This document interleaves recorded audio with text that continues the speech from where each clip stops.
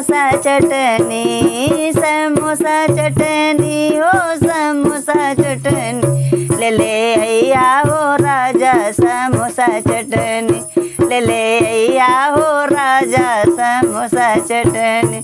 समोसा जे लौके तो सासुरानी देखे, समोसा जे लौके तो सासुरानी देखे, मुँहमा फूलाए लेली हो फूलाए लेली, हमरे बीरन के पुनवा लगाए देली, हमरे बीरन के पुनवा लगाए देली।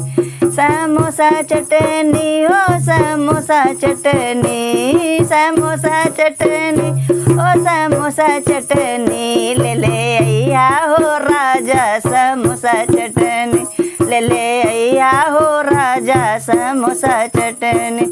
समोसा जे लौकै जेठानी रानी देखे, समोसा जे लौकै जेठानी रानी देख, मुँहमा फूलाए लेली हो फूलाए लेली, मुँह फूलाए लेली हो फूलाए लेली, हमरे नैहर से बिरना बोलाए लेली, हमरे नैहर से बिरना बोलाए लेली।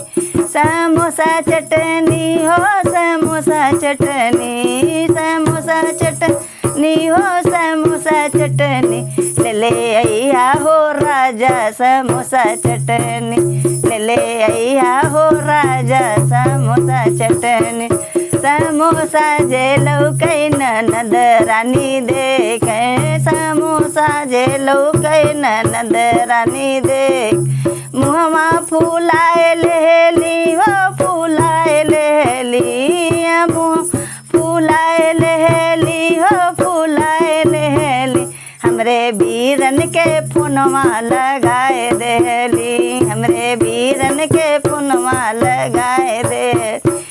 समोसा चटनी हो समोसा चटनी, समोसा चटनी समोसा चटनी, ले अइया हो राजा समोसा चटनी, ले अइया हो राजा समोसा चटनी।